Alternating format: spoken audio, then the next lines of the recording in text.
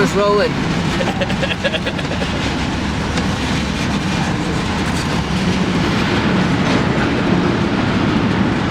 Let me get a can of white.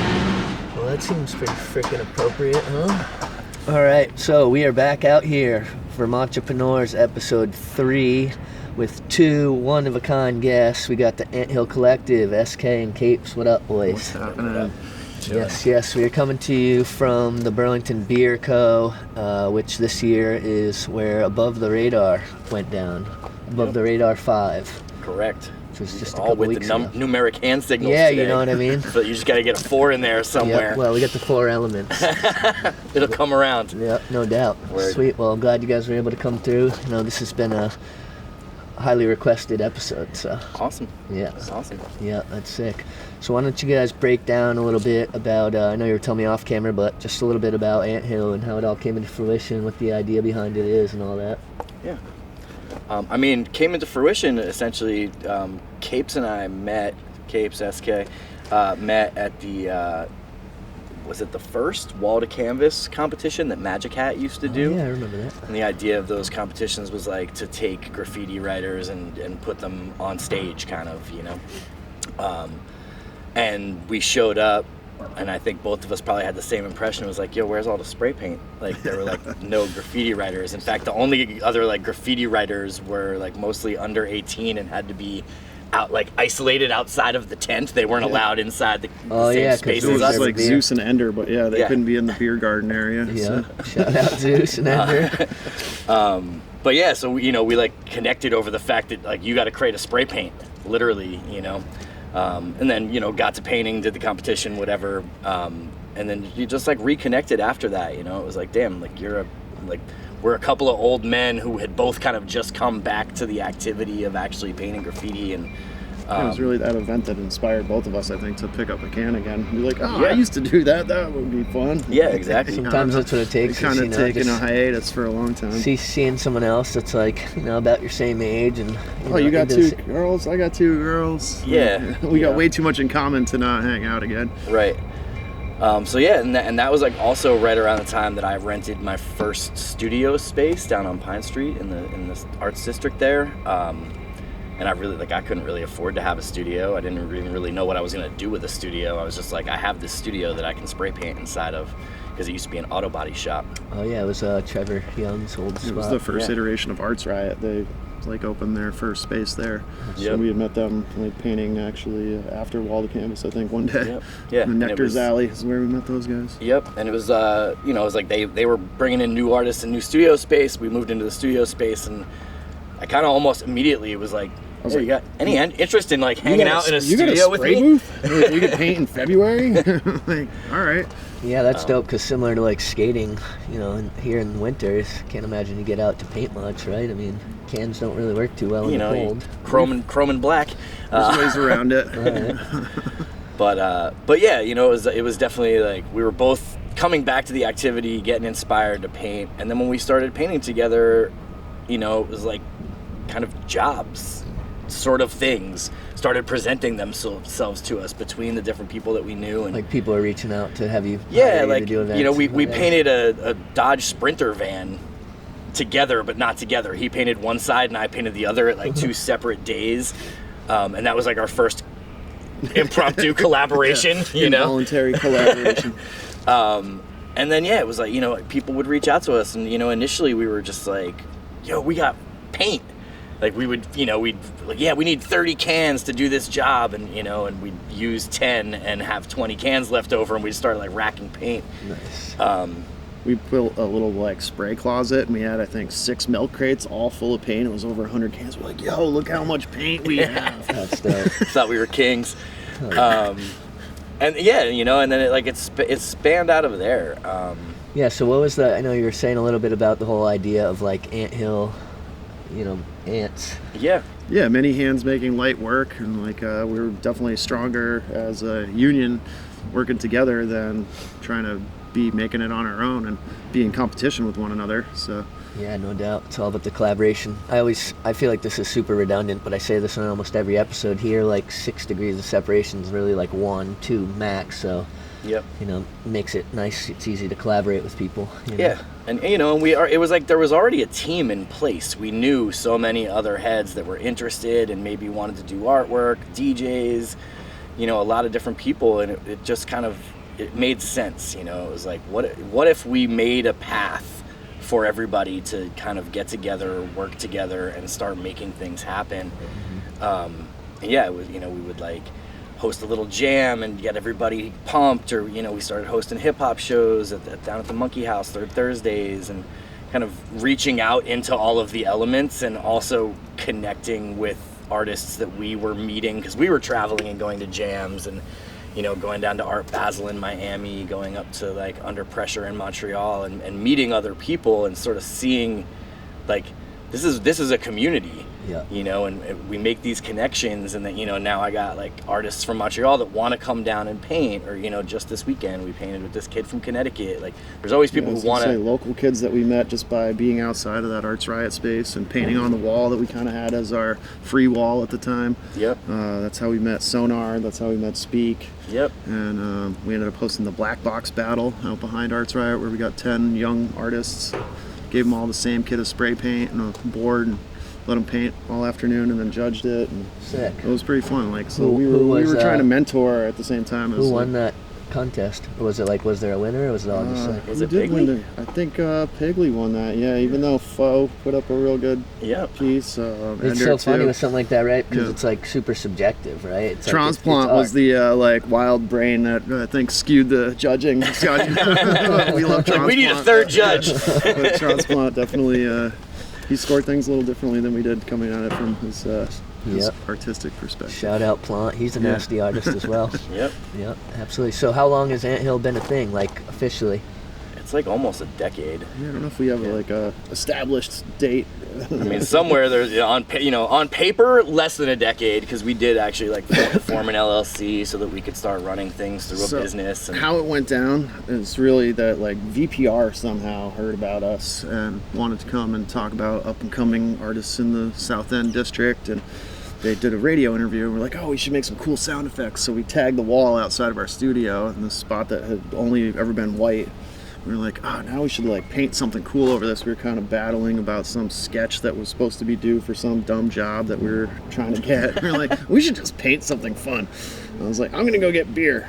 Scotty, find an ant. We're gonna paint one of those ants. He kept talking about the Anthill concept, and once we painted that on the wall, it was like, it was official. It was the most collaborative. It was like the thing. sign outside the door, and we had been one brain on one image, and just like, oh, let me see that can. It was just a black and white thing that we did. So it was like a spy versus spy kind of. I don't know. That's dope. Yeah, it was definitely that was like the first time we moved as like one organism.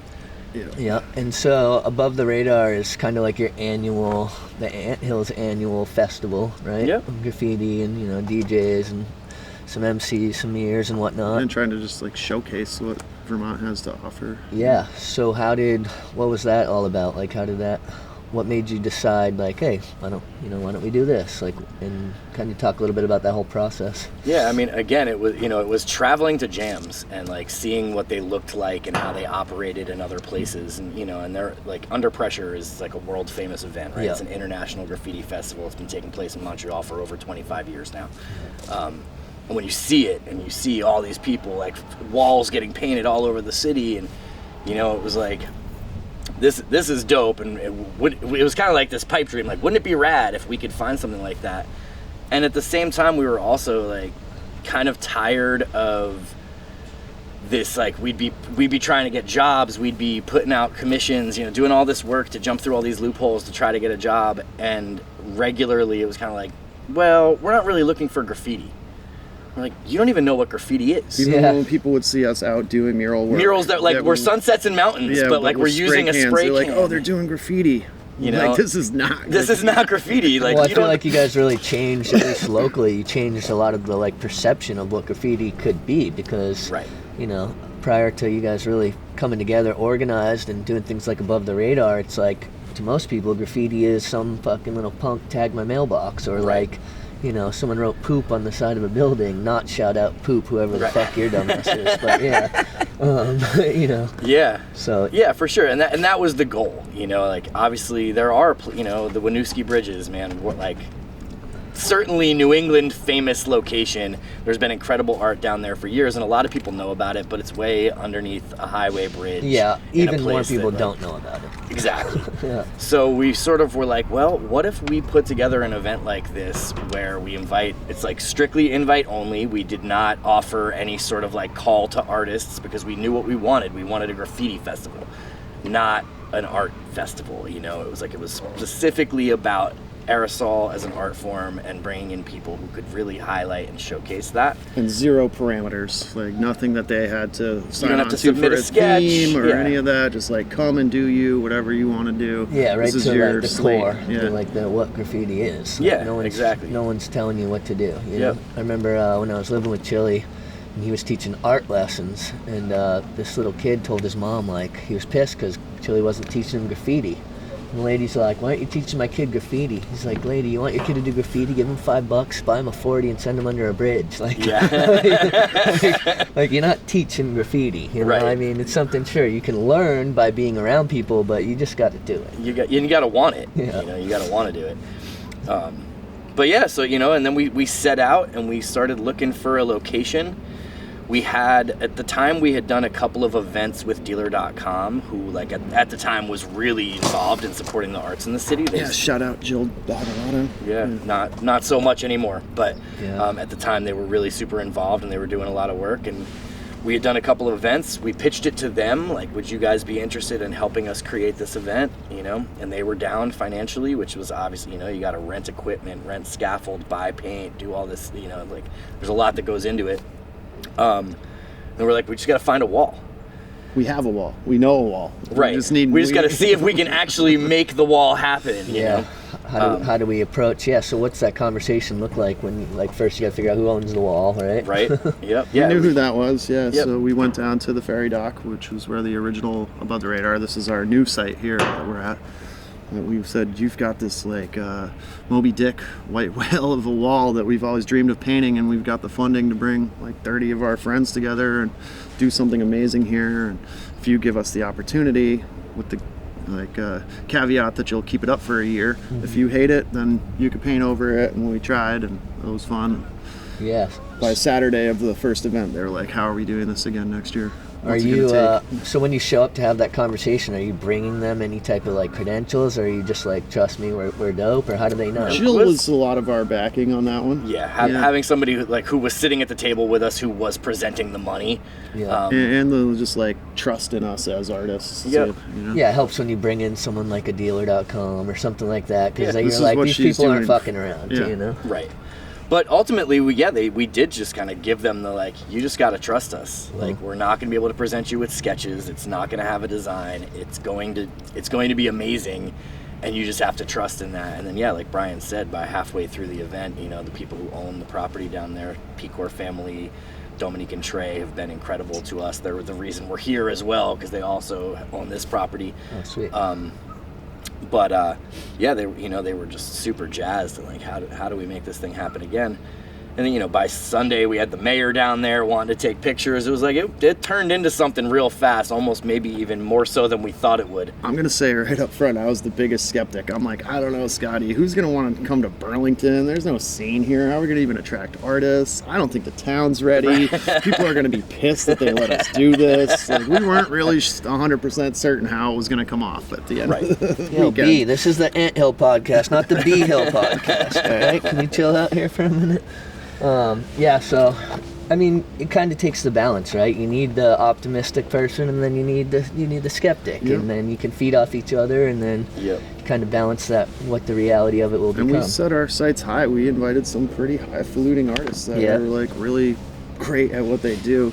And fortunately, through Dealer, we had a bougie hotel offering, and like we had some things that made it really enticing to want to come spend a sunny weekend in Vermont spray painting. Yeah, and I think, you know, again, like that kind of goes back to the jams we went to and all the years of going to do it and knowing, like, you know, like lot of times, like, it's hard to get a bottle of water Yeah. at a jam, you know, and like paint is for sale at a jam and all of this stuff. And we were like, well, how could we make it so dope that everyone will come and then they'll have such a great time, you know? So yeah, the Bougie Hotel, we provide everybody with paint. We fed everybody all weekend long. You know, on Sunday afternoon, Shy Guy Gelato popped down and served out gelato to everybody. And, you know, it was like, we tried to make something really special, you know, and it was right at the lake. It's like this gorgeous location. You're staring out at the Adirondacks. You get a sunset every night, you know. Like, yeah, and it's a good time of year too, because it's usually like right in September. Yeah, it's been mid-September for years. This year was the first time we ever actually combined it with the Art Hop, which is SIBA's annual event, which is also, like 30 years old now or something like that. Yeah, I think that was really cool to see that, you know, it was pushed in that way, because it's like, yeah, it is art, you know what I mean? I'm sure there's some people that might try to argue that, but they don't know what they're talking about. Some minds were blown that first year. I remember other local artists that I knew from Pine Street District here coming through all weekend, and one guy came up to me and he was like, wow, I just saw some stuff this weekend that'll forever change the way I do what I do. And I was like, that's such a powerful thing. Like, several times goosebump moments, and I was just like, by the end of the week, I was like, oh, something else magical just really happened, because I got goosebumps out of nowhere. It was like epiphanies were happening, and it was really cool. And it's cool too, because it gives like writers something to look forward to, you know. It's like, it's one thing to just go out and do pieces and all that, but I'm sure people are plotting, you know. Like, even this just ended a couple weeks ago, but I guarantee you there are people who painted here who were like, I can't wait to go back and do that again next year. What do I got for next year? Yeah, no, and that has been the case, man. And we, like, you know, the High Crew from Connecticut every single year, like 4 months before the jam, they're like, yo, when's Above the Radar this year? We got to know when's Above the Radar. There's several artists that have been here all Shout 5 out High years. Crew. We're talking about getting them like a gold edition Above the Radar hat, since they made all 5 seasons so far, you know? Yeah, that's sweet. Commitment. I really like the shirts from this year. I thought they were really when you're not dope. getting paid and you got to travel, and like, you're coming to do it because you love it, and that's why we put it on, is because we love it and we wanted to see it here. And and just all the cool people that you get to link with while you're here, and it's like, it's a whole thing, you know. It's an annual family barbecue. Facts. Yeah, and half the time people, you know, it's not like anyone's really sitting there painting the whole time. It's like, you know, you're painting, you're working on it, standing back, you're eating some food, chopping it up, having a couple beers, so it's a good time. Totally. Listening to some music. What we do in the course of the weekend wouldn't normally take any of these cats a weekend to do. Right. You know what I mean? Yeah, it's by design. But it's the same thing if we just like go out with the homies to the wall under the bridge, and we're just doing the same 8 hours it's the instead same of 3. thing. It's 3 days long. Yeah, it's 8-hour process. It's amazing when you can take your time, when you don't have to be looking over your shoulder every 2 minutes. Yeah, right? yeah. So how do you think graffiti has changed over the years? I mean, I know that's pretty loaded question, but yeah, like, in a lot of ways. It has and it hasn't. Yeah. It's still at its core the same. Yeah, you still got people ducking into the shadows and just getting up or whatever. But I mean, just in terms of like, now you see like Sprite commercials that have graffiti, and it's like definitely been, I don't know if exploited is the word, but embraced or whatever more by like mainstream culture. Yeah. I totally remember the Sprite commercial you're referring to, because I just moved to Vermont, dropping out of art school after all my teachers telling me like, graffiti, that stuff's not for, you're not gonna ever make a living with that. And So then all of a here's sudden another I seen this Sprite commercial, I'm like, fuck. There's another There it is, commonality, huh? You guys, 2 kids, graffiti writers, both dropped out of art school. Yeah, that's correct. Good memory. Yeah. I spent a few more years in art school than Capes did before I decided to drop out. But yes, it's like at some point that lifestyle of like the art school, the gallery, all of the things that you're trying to do in that way just like sucks the life out of it. Yeah, it's gonna be limiting, right? Even when we're getting jobs here, it was like everybody wanted to have their input and their like boxing up of us. That's why Above the Radar was so important, to just be like, do you. Yeah, you're like, are you trying to hire us, or are you trying to pretend that it's you through us? Will Casso came and painted Jennifer's portrait because it was her birthday the first year.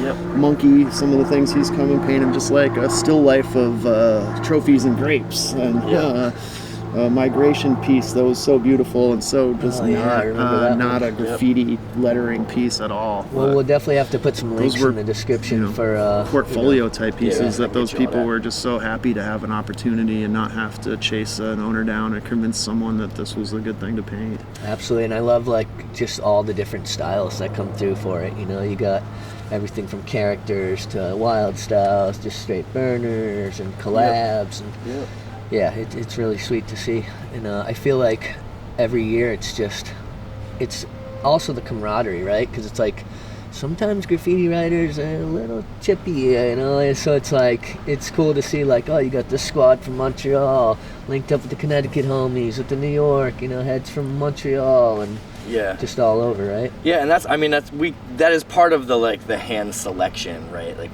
everybody that we ever met, it's about it. Like we'd be like, yo, we want to see you again. Come up for the jam, kind of vibe. You know what I mean? There's still that 2 degrees of separation though, where one homie's got this beef with this other dude from the other crew because of some girl thing from back. I mean, we had a couple of wires crossing the that happens graffiti. too. Have you ever had a situation where you're like, well, we want A to come, but he's got beef with B? And Yes. That actually happened this year. Oh yeah. Yeah, with some local So what do you do? Throw the names in a hat? You know, can't we choose don't sides. actually. It's not- It's like we don't really even end up choosing at the end of the day. Right? Y'all are both invited. We reach out to 40 people because now the list Maybe is next year you like, need a ring out back or something. He starts going. you know, it's like now the list of people, because we've had people who can't make it each year, and then we'll bring some new people into the fold. So it's like now there's 40 or 50 people. The That's list like, keeps growing. here's the invite list, and the first 35, like however many we can fit, you know, that's who's going to be there. And we've got opportunity to expand here, which we're kind of psyched about this. Yeah, it's a little location. bigger It's a wall. little bigger. We could There's- go around the front, go around around. the far back. I Yep. mean, we could probably convince some neighbors. Some Yeah, and then walls. you had the relationship with the Burlington Beer Co. So they set up their Yeah. little beer tent, which was cool, and obviously always having the Jambulance come through, which is sweet. And, Yep. He's been there every year. He gets Yep. the hat. yeah. Some live performances and whatnot, so that's dope. Kanga always comes through. Transplant, you know, it's like Mr. it's like the Burns. same Mr. faces Burns every been year. integral every year in Yeah. helping us put it together. Totally. Yeah, that's what's up. I That's remember. the Anthill vibe, you know. Like we can't just do it just all me and Scotty. It wouldn't work. Yep. Yeah, it's With dope. all- So there was our one friends. year during the flu or pandemic, whatever the fuck they were calling it, where you guys kind of had to scale down or like didn't really do the full-on event, but didn't you still have like some local heads? We painted? did. So at the old spot, there was like the back wall was always like the showcase. That's where the event took place, and then the front wall we kind of preserved and kept for local cats, like exclusively. We never put anybody else on that wall. They weren't that psyched about it. It was like a little bit of a B team move, but not because we don't love you, but just because We these just ain't people got enough traveled space all for the everybody way. out Yeah, back. and that's the other thing too. It's like these cats, you know, are here all the time, and you do kind of have to entice, you know, the people who are traveling, and Yeah. and in Well, all we wanted a reality, spot for the homies too, so Yeah. we got them all together and made them be a crew for yeah, the day and all because our they are all sketchy the people all our who are friends that are beefing. local are all sketchy and shit anyway. Yeah, so 'cause they don't want to be in front of the cameras. Yeah. That first year, we definitely put a crew together out there that would Yeah. never have Never gone to have the painted wall together previously. Yeah. Oh yeah.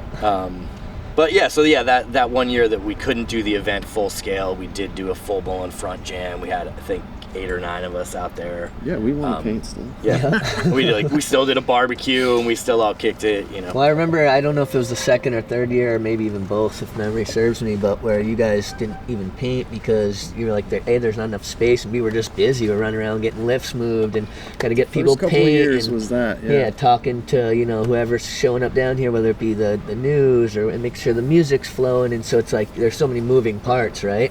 But I think now it's all kind of like, I don't know, you've obviously done it a handful of times now, and now that you have this space too, which is a bigger space and all that, so that's dope. You guys are able to get up and Yep. Yeah, we've also just gotten better at it. Like we understand it now, how it all works, and having a lot of the same people come back every year, you know that like certain people are going to need certain things, and then other people are not going to need a damn thing from you, and you know it's like, so we know where our slots are, and we always take like the worst spot on the wall, the most annoying thing to paint. You know, we definitely never take the primo real estate. or mic down. Well, also the other thing I was gonna say is like you guys will often be here. Everyone's leaving Sunday, and you guys will be here Sunday into the morning. And like we came on Monday to shoot the photo, and you guys are painting the tall truck piece, and almost that dark. Yeah, like touching some stuff up. So it's like it's that classic. You got to get in where you fit in type thing. Yeah. As the father figure of the scene, dad eats last type thing. Right? pretty much, man. Pretty much. Yeah. We got it up most years, I think. Yeah. At least something. I know. Yeah, initially we only painted on the front walls, and we would like sneak ourselves in up there because that there was like room left typically. I think it was year 3 that we added a building at the last minute at the just old for spot. Us. Just for the we were like, yeah, we're gonna paint that thing. That one that was off to the side. Yeah, exactly, like the side of a shed kind of a thing. Mm-hmm. And then year we did the Tiger style poster, burning them daily. That became this year's T-shirt. Yep. Yeah, and that was. I feel like that was like the first time we really painted during the event. Where we set aside time. So I wanted to talk a little bit about, because obviously we were all friends with A-Dog. Rest in peace to the king.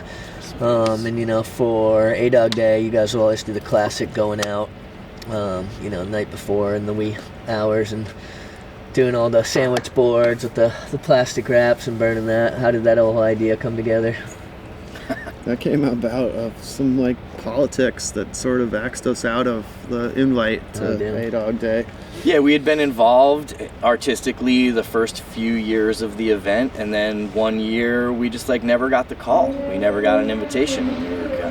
We kind of got told we weren't invited. Yeah, we ended up reaching out and then being told like, yeah, we found some other things this year. We're like, you can't uninvite us. We're doing right. This We were anyway. like, it's A-Dog Day. It's like it's our day as much as it's yours. Yeah, we'll see about everybody's. Those Yeah. are public billboards. I'm pretty sure we could go wrap them and do it. So yeah, that was our like last minute was like, what if we did this? And yeah, we went out. This and is where wrapped. Scotty was the devil's advocate. He's like, I don't know, man. People might be pissed about this. And He some wasn't people sure. were, but some people were Most also. people were Well, I super feel like hyped. I'm always like a little kid on Christmas because, you wake up and go look under the tree. For me, I'd be hyped to drive downtown or skate downtown Right. and be like, yo, What'd they do on this the year? boards this year? Yeah, I don't know. So, Big Dog's the same way. Always the first one. Like, I Yep. seen that coming up my street. Yep, we actually got a Big Dog coming on the show here pretty soon too, so What's up? pretty excited about that. Shout out to Big Dog. But yeah, so that was initially, and really eternally, it's been like a guerrilla activity. The first year we did it, we just didn't even have the permission or the nod from Friends for A-Dog. As soon as we saw everybody the next morning, they were like blown away, and like Josie was practically in tears. Like, I couldn't believe what you guys did last night. Yeah, Thank you that's so dope. much. With that being said, if you're trying to promote an event and it's getting towards the end of August, keep your shit off the boards because they're getting covered. You know what I'm saying? Like, Oh man. Some of them will last for like months afterwards too. One of them is still running from a year and a half ago, dog. They're just stapled over top of it. nobody's got the courage to be the first. Yeah, and the city wouldn't take them down. They're like, "Is this sanctioned? Are we supposed to leave this up?" Yeah. It's one of those things where everyone's trying to find out, but no one really knows. So it's like, yeah. And yeah, we've been we've- rolled on. The cops have Yeah, shown up. we've The had fire truck came at us a one few year. times like, where we've "What do you had think somebody you're doing?" come and try to stop us, and we just explain it away. That was going to be It's my like- next question. So in all the like legal walls and times, like how often are the super citizens coming through? Like, yeah, what are you doing? It happens. It happens for sure. Yeah, I mean, there was a time where we were painting a project for Champlain College. It was this abandoned lot that we had planned to do a mural project okay, where that here. big new building It was is. right Yeah, on the King and corner of Maple right there. Yeah. And we're there late at night because that was when it worked for us to be there. We were basically throwing up the design for the next day where we were going to be meeting with these students. And we've got like speakers, lights and speakers cooler. and a dozen crates of paint, like power running out of the house right over here. We clearly have worked this out. And the cops didn't even just roll in on us. They like came in guns drawn from Surrounded. both sides, Oh my- surrounded Get on the us. ground. Get on the ground. What the fuck? Yeah. Scotty's like, "What are you talking about?" They're like, "Get down!" Yeah, I'm like walking at him like, oh, don't worry, I got this, Capes. Like, get on the ground. Like, We got oh. permission to be painting here, yeah. We had to I had to the call guy. David Mills, who was like the assistant, whatever there at the That's time. ridiculous. And you're like, Yeah. bro, first of all, I got gray hair. All right? So for one thing, like, I clearly am not running. I haven't run in years. That's hilarious. Yeah. And so, did they apologize after? Or They just really. like put their guns away and They went were home. really disappointed. They thought they had something good. Yeah. Like, damn it, we've Such a been trying to letdown. get these dudes for years. No doubt. So let's see, when you guys, so you talked about meeting back at the wall to canvas, and so now, would you say that, did that spark a lot of like, let me see how I want to say this. Do you feel like that was the beginning of the scene, like starting to kind of, or the city and whatever, starting to accept like graffiti as a thing, or is it still always kind of been like a... I mean, I wouldn't say wall to canvas hurt. I got a comment on that. Like they changed the name of it the next year to a street art competition from a graffiti competition. Right. Like it wasn't Game changers. wasn't really accepted. Right, yeah, and that's, I mean, as I was saying, like, we were the two dudes who were there inside actually painting graffiti with spray cans. Everyone, there was like wheat pasting and pre-planned stencil stuff and all, which, yeah, like that's an art form. It's all dope. It serves a purpose.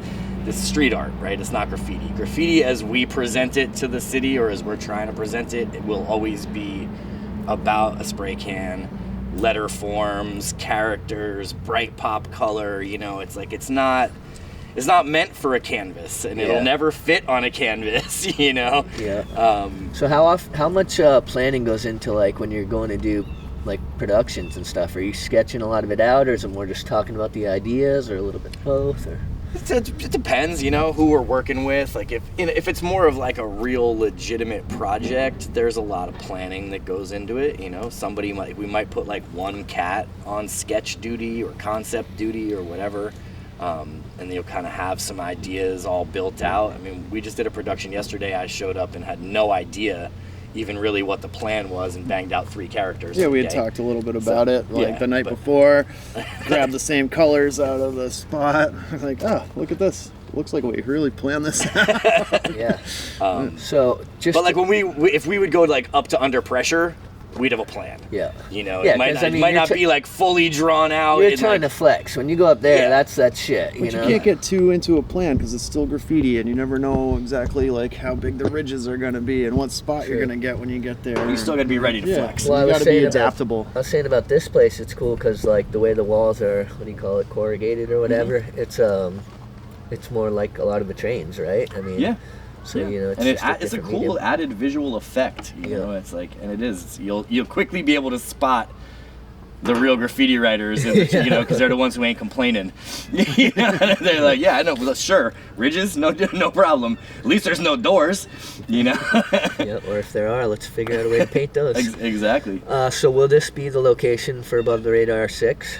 It would seem that that's the case. I mean, we haven't like sat down with everyone still decompressing from the whole shit, I'm sure, but we enjoyed the courtyard vibe. It was a long way from one end of the old wall to the other, and to be able to like sit here and kind of take in the whole scene and everyone together. You don't have to now alienate the. Yep. There's room for the local cats now on the wall, and that's evolved as well as like all of those dudes have improved wanted and them to stepped up see what was and like, possible and why you didn't get a spot on the main wall the first well, year. I mean, sometimes you gotta paint for 3 days. You gotta keep it 100. Sometimes it's like, homie, you are kind of B team right now, and like it's not to say you don't have potential, but it's like these, if you want to be next to Monk, every video you've ever put out, right? There's always like the homies section that didn't get their own spot, and I will never. No one's ever forgiven you. I will never hear the end of certain people. Yo, why didn't you use this clip or that clip? I'm like, did you see what Colin did in his part? Like, come on. It's like you want to include everyone for sure, but at the same time, you gotta be realistic too. It's like certain people have they've elevated a little bit or whatever. And people have stepped their game up locally, showing them what's possible, and that, like, you haven't gone to one of the jams that we've been to, traveled, or seen the like level of spray paint shit that's happening. Yeah. Now, how do you feel about like kids who just suck at like bombing and whatever, that are just out there writing? I'm not going to shout out any of these morons, but it's like, at what level do you think people should be honing their craft as opposed to?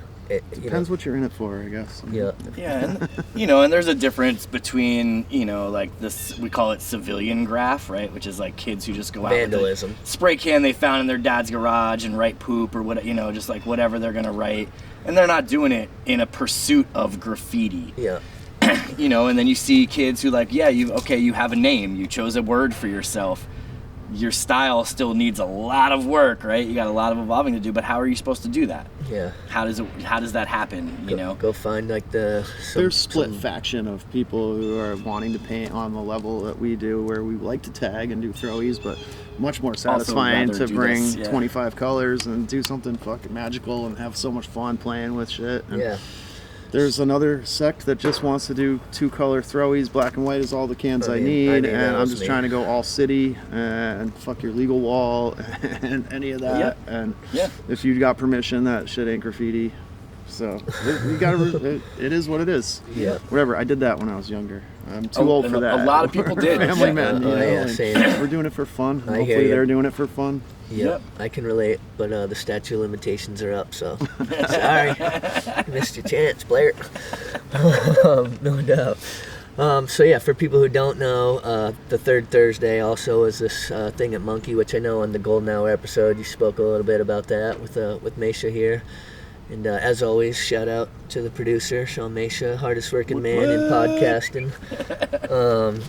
But yeah, so any plans to bring back anything like that, or?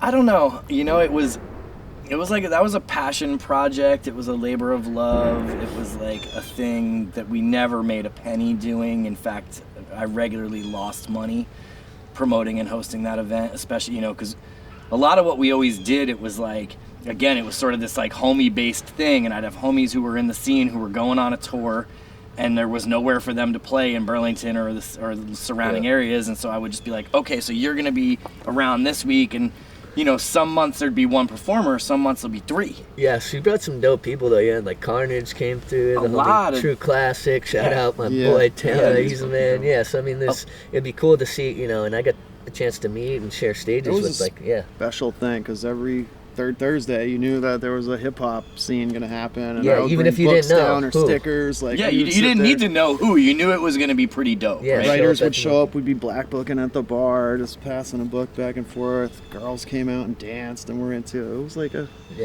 thing to look forward to every month. That's dope. Well, if not there and not third Thursday, hopefully we can get something like that going again. Cause I mean, missing. What's kind of been happening has been a lot of shows at the Green Door Studio. You know, where it's been the same thing where I'm like, oh, you're coming to town or you're looking to play a show here, but now we're providing the space. It's like a BYOB, or we might have some, you know, it's a slightly different, but it kind of really works. Yeah. It's like covered by a donation. Yeah, it's, you know, there's not this set calendared event that happens every single third Thursday. Yeah. But we've been able to bring in some pretty dope art again down there, and and you know, it's like it's a different kind of a space, right? Like taking the art out of a gallery, taking the performances out of the bar. Yeah. Like, it doesn't have to be a bar. Do it on your own terms, and and it's nice too, like in the summer and whatnot, because you get the door open. It becomes like an outdoor jam, like hip hop in the park, kind of a vibe. Homeboy Sandman show that went down there. I've seen Homeboy perform so many times, and I've seen him not be into the crowd. He was so fucking hyped on the show he did there. I missed that one, but I heard good things. I was talking to Humble, and he was telling me that shit was fire. So. Yeah. That's what's up. We had a dope cypher after A-Dog Day, actually, into the wee hours. Into the wee hours. I remember at a certain point, you're like, everyone's got to go, and people are mulling around. You're like, no, motherfuckers, now. You know, and that's such a long day, too. Like, you know, I start with the Hill Bomb at 11 or whenever, and I'm up there, and then I end up performing, I think, at 11 something last year, and so now it's like 3-4 in the morning. We're still rapping, and I'm like, I don't even know how I'm still standing. I've been drinking for 12 hours, talked to 2,000 people. It's the same thing for us every year. It's like we go out the night before to do all the plastic around the boards, or this year we made a giant chrome cardboard dog in the middle of the night, me, him, and Humble, which was like off the charts fun. That was sick, actually. That thing was Humble cool. showed up. We're making a dog out of wood. All right. What are you talking about? Came together. But it's always been that same thing, right? Where like we had to do what we had to do, and we had to do it in the middle of the night. And then we're there at the event the next day. I'm down at the skate park watching people skate. I'm like running into 1,001 friends, because that is like A-Dog day. That's what it is. Above every other day that I have ever experienced in my life is like Family going reunion. to the best family reunion ever every year. I'm like, damn, I literally have not seen you since last year at this event. I mean, it's so fitting too, because he was just such a man of the people. He was the one that connected so many of us. Yeah. You know? Big love to A-Dog, no doubt. Yeah. So, any kind of like advice you could give to people who are either, trying to start collectives or businesses or just like putting on events? Like, what are some of the do's and don'ts that you guys, now that you're pretty vetted in it? Like, yeah, that's true. I mean, I think the main piece of advice is like trust it, lean in. If that's what you want to do, like, when we first started the Anthill, we both still had full-time jobs. We were, we're both like fathers of pretty young kids at the time, and that was a terrifying idea to be like, we're gonna quit our day jobs and actually do this thing full-time and like lean in, and we're gonna like, it's the only way it's gonna work, because we were always trying to plan around the day job. It was like, well, we could maybe do it the third weekend of next month. We were always ready. Like, we had the paint and the ideas and the stuff to make projects happen at any given time. now it's where's the time? Where's the time? Because you didn't set aside the time, because you didn't make the time. Yeah. And so for me, that's the thing, right? Is like, if you want to do it, Commit. you got to do it, and that's got to be it, and that's got to be like what it's about. Every day you wake up, your Anthill. Ain't no half stepping. And willing to constantly evolve too. Totally. That's we've gone through so many iterations of things. We've tried studio spaces, we've had spots to host a jam, and you just gotta kind of like roll with the punches, not let things get you down. Yeah, constantly trying to evolve and just add and learn what's working, what's not working. Yep, sure. Fuck yeah. And keep leaning in. Because it's not called a spray can. It is not called a spray can. That is, I'm sure, something that you maybe didn't coin, but let's run with it. I'm pretty sure it's a Capes onerism. I found that on some meme page. Yeah, no doubt. So you're doing tattoos now too, right? If people want to catch you, how can people come over and get carved I'm out up? at 802 Inc. You could check me out as sk.inc.vt on Instagram. I've been tattooing for a few years now, and that's another just like natural evolution out of the world of graffiti. It's like the people that taught me to tattoo are people I met with a spray can in my hand. I'm looking forward to coming through and get my aunt somewhere on me. Nice. The more people to get them, it's possible that Capes will get a tattoo someday. Oh, all right. That would be the one. Little peer And that test. is the ant that we painted. Oh yeah. Sick. Yeah, that's the one from the wall. Oh we yeah, talked so about. we're gonna put we'll put some description or links in the descriptions for Anthill and Above the Radar. We had a little edit that came out I think last week or something of some of the final pieces the drone here. footage and stuff, which looked awesome. Yep. Once again, got to give all the credit due to Sean Mesha. You can find him on Instagram as well. But yeah, dude, it's so hyped to be Yo, hit the subscribe button. Yeah, on the real, Get yourself a YouTube. Yeah, I account. think we need like 20 more subscribers or something like that. I mean, we want all you to subscribe, but we're doing it for the love, and it's not about making money, but it would be nice to have a couple dollars trickle in here and there. So that'd be pretty sweet. We know that operational program all too well. Yeah. Well, and so people have been asking, we are still doing just a straight golden hour show, which is more skate based, but we figured my whole idea with Vermontrepreneurs is I have so many talented friends that aren't necessarily skaters or into, but like, why limit ourselves like that? Which is why we started this, Did you trademark that name yet? Yep. That's pretty good. Yep, that's mine. All right. Hands off. Straight up. Yeah, boy might be getting a little older, but I can still throw them things. But yeah, so I'm hyped. This is the third episode of it. We got Sky Splitter coming on. Like I mentioned, Big Dog's coming on. The lineup that's to come, we're really excited about. So yeah, that's awesome, and that's exactly the types of people who I was like. You lean in. What do you want to be? You want to have a day job every day, or you want to be a DJ? You want to have a day job every day, or you want to be a music producer? What do you want to do with your life? And we try to, and we really trying to, like the first episode was Kenan Young. He's a gemologist, and then we just had DJ Kanga, like a DJ. Now we got the the cornerstones of the graffiti scene. So it's like, you know, we might have a chef on. So it's like, it's not limiting. It's just I know a bunch of people that do cool shit, and I'm like, why not sit down and chop it up with them? Yeah, you know? absolutely. So yeah, how'd you guys feel about having the space here this year? Like, what do you think worked? What were I mean, I know we already talked a little bit about it, but like, is there anything you're looking to add? I know I'd talked to Jay from BBC Co. And we were talking about maybe getting a mini ramp for next year or something like that. Amazing. Would be pretty sweet. Tall truck sponsors. Yep. Yeah. I mean, the site it's a little more difficult in that just like accessing the walls. There's all this like rock and gravel up to the walls, so that was a little bit of weird angle. An actual logistical challenge that we'll continue to figure out how to address. But all in all, I mean, I think we were really feeling the courtyard vibe of it. You know, the tightness. There was, you know, we had tables and chairs and a lot more sort of a chill out vibe because of Burlington Beer Company. You know, them being here was... Yeah, they were huge. Having a captive audience with some food and some beer, where we couldn't really do that on the waterfront. Spot on the dock and their liquor license. It wasn't any kind of way to parlay that into a spot where you could just come and hang out and experience it for a while, really enjoy the music. Yeah, I mean, there was, you know, there was a little scene Friday night of Art Hop. There was and then I think like cool. Going forward, us really figuring out how to maybe partner more with Art Hop.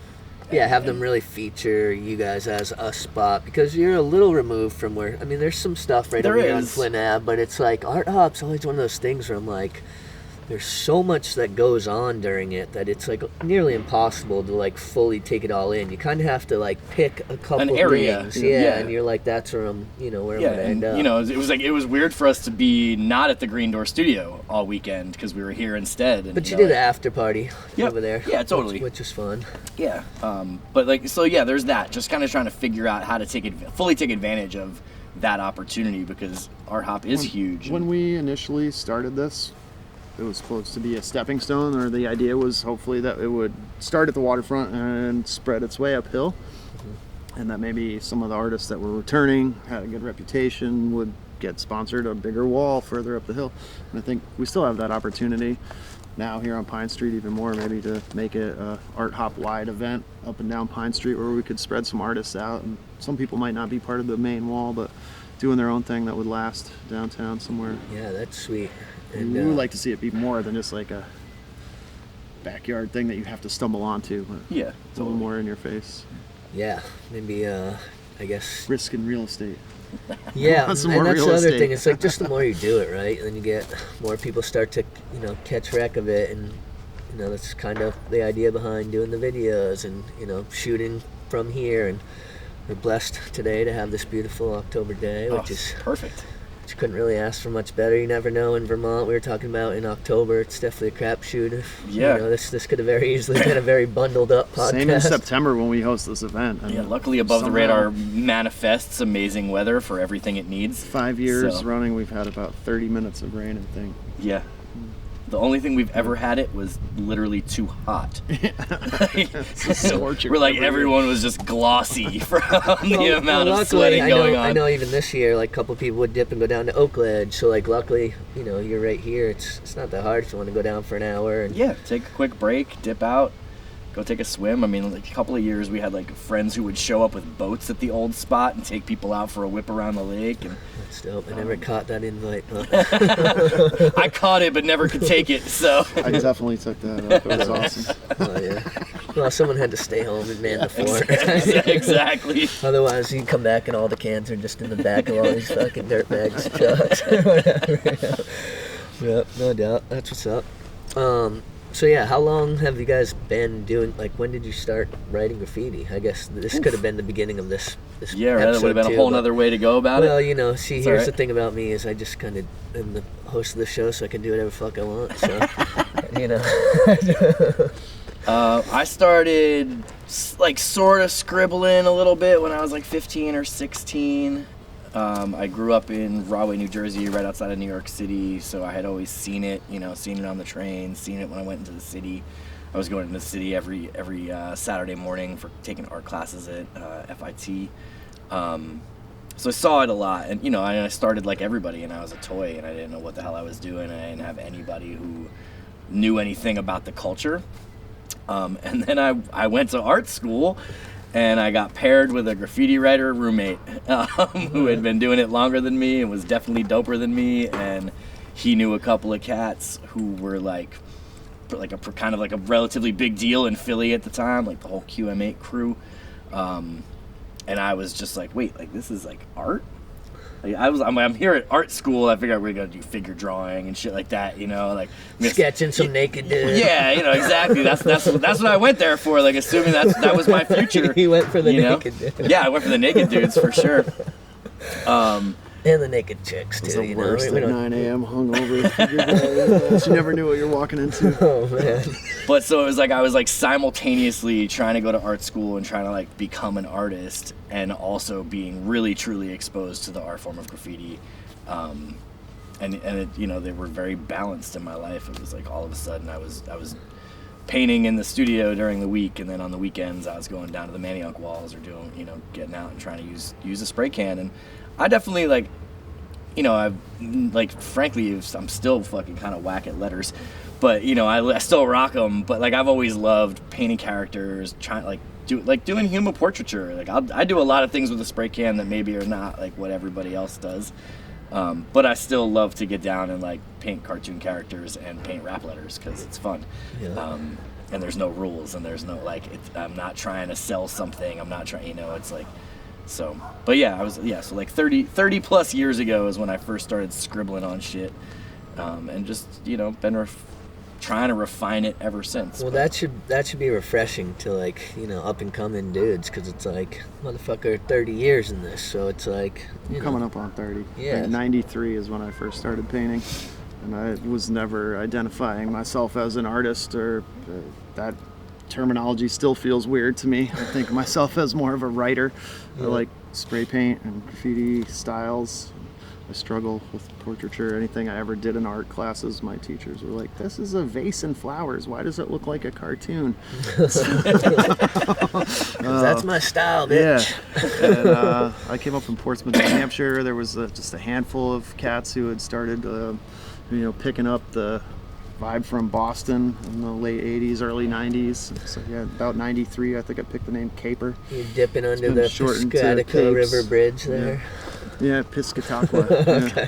I've driven over it countless times. That was the spot under I-95. Yeah, it's the same as the 89 wall here. I lived up in Maine for a while, but yeah, And I would go down there every week, man, on my day off from work in the summer with some cans that I had racked on my way there on my bike, and my shit would be dissed. And it made me want to just get better and try harder every time, because I was like, fuck. Well, isn't that so funny about like the whole dissing of pieces? The competition aspect of it is what really drove me to want to get better. And that like perpetuates the evolution too. It's like, you're kind of like, fuck this kid, he just like dissed my piece or crossed me off, but now you're like, well, I guess I gotta come with some fresh. Gotta do it again. Exactly. I gotta burn what I did last time, because obviously that wasn't good enough for the respect, and I was painting for me and the therapy of going to the wall and just like clearing my head.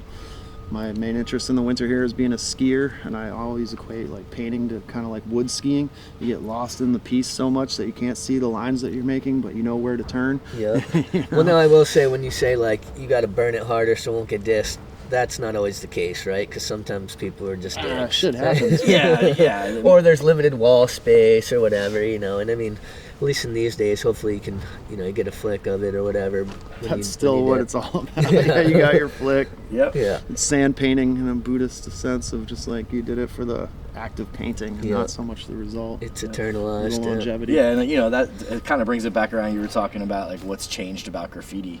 Man, the internet changed graffiti. Yeah, big time. You know what I mean? Like, suddenly I follow graffiti writers and their work from all over the entire globe, and like if I'm going to Savannah, Georgia, I'm gonna be like, oh, I should hit up this dude Jex, or I know that there are people here doing what I do, and I need to find a spot to paint, and I want to link up with somebody and paint, or like you got young kids like can actually watch YouTube videos or videos of artists painting, like you watch Souffles doing these like warehouse construction projects, insane shit.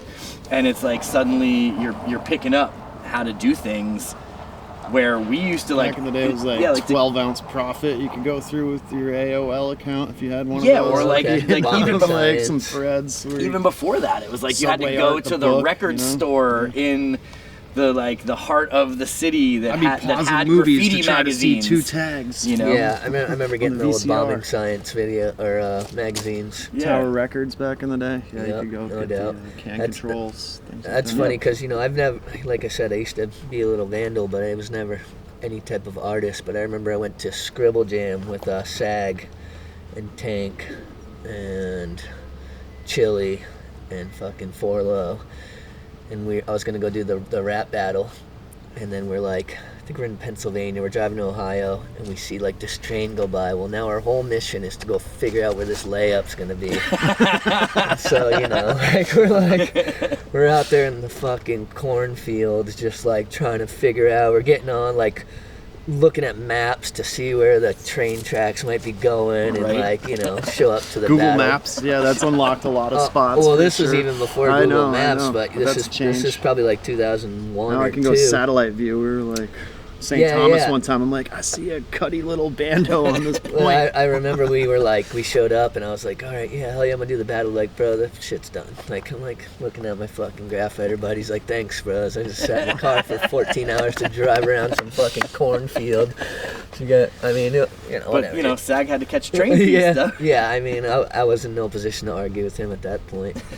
Shout out my boy Sag, all city legend.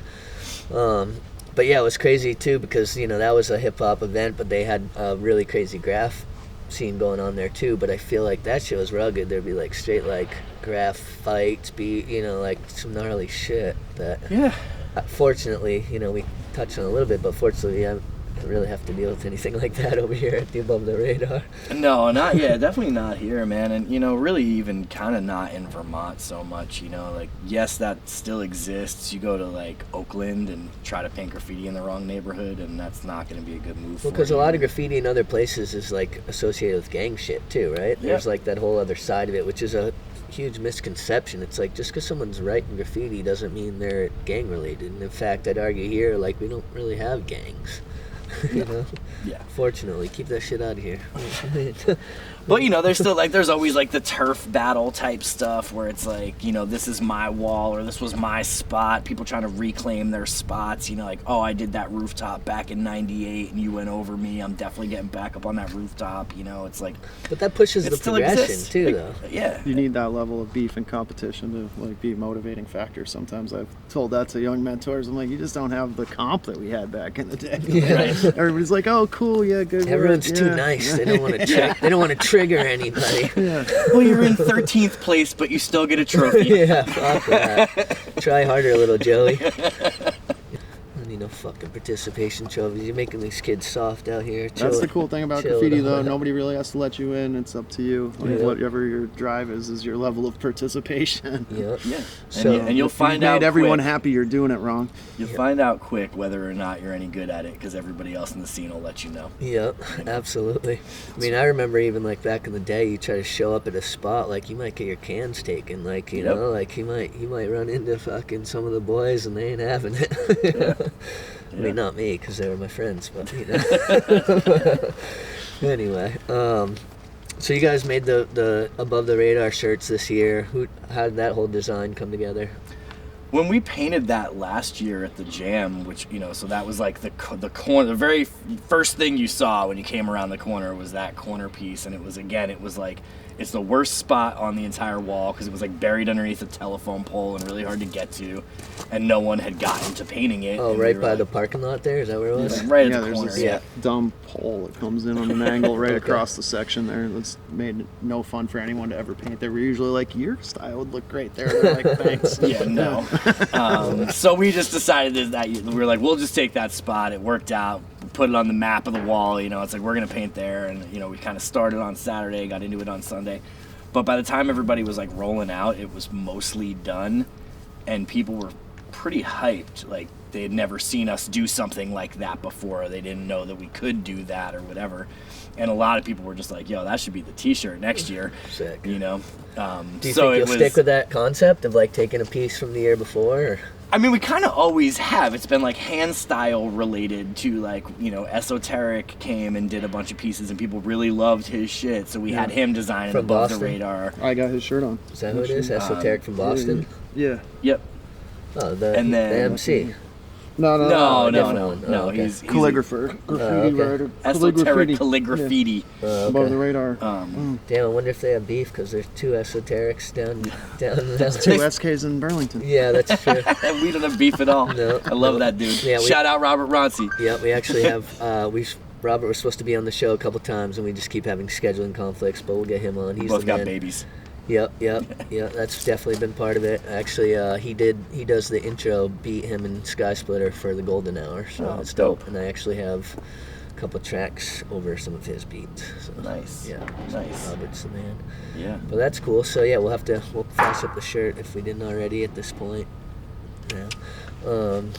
But yeah, that's cool. I was hyped to get one of those. Appreciate that. Yeah, absolutely, man. Yeah, it was fun. And that was the first time we ever did a full color print. It's always been more sort of like a hand style. You know, the year then it was Hells's, RP Hell's, Hell's Lore. It was his hand style, which we ended up running for 2 years because the first year it was like he was alive and designed it, and we put it on T-shirts, and the next year he was gone. Yeah. And so we put it on T-shirts again, so because we knew a bunch of people wanted to have that one in particular. And so yeah, it was like we want that T-shirt kind of. It was like, yeah, like people were telling us like, yo, that's the T-shirt for next year. We're like, all right, well, we want it too. And it was just such a classic. It was a fun thing to paint. Looks dope on a T-shirt because it looks like it's falling off. Because the poster we painted looks like it's falling off the wall. So it was like, yeah, it just fit, you know. So we'll see. We still got a few if anybody really wants one. We do, Right. in fact, have a bunch. How can people? You know, shoot a DM at Above the Radar, at Anthill Collective, at Eskae, at Capes, whatever. All right. Find us at any of those Follow things. Adam on the IG, and they take donations too. If you just feel like sending some money through for next year, and just for being all around awesome dudes. That's what's up. I got Venmo. Yep. Here we go. Holler at your boy. Yep. Venmo these days. I feel like you need to. We got these awesome planes and trains and automobiles that be rocking by, because once again we are out here at Burlington Beer Company, home of Above the Radar 5. If you guys got anybody want to give any shouts out to?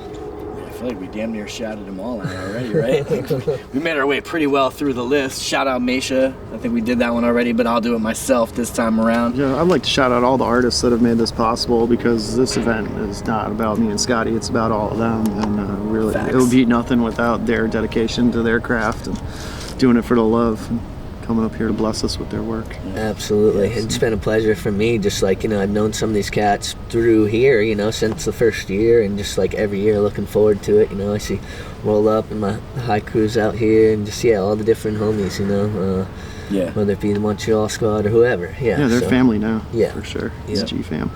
G-Fam 100. Well, with that being said, this has been Vermontrepreneurs episode 3 with Capes, Eskae, the Anthill Collective, and it's been a pleasure, my dudes, no doubt.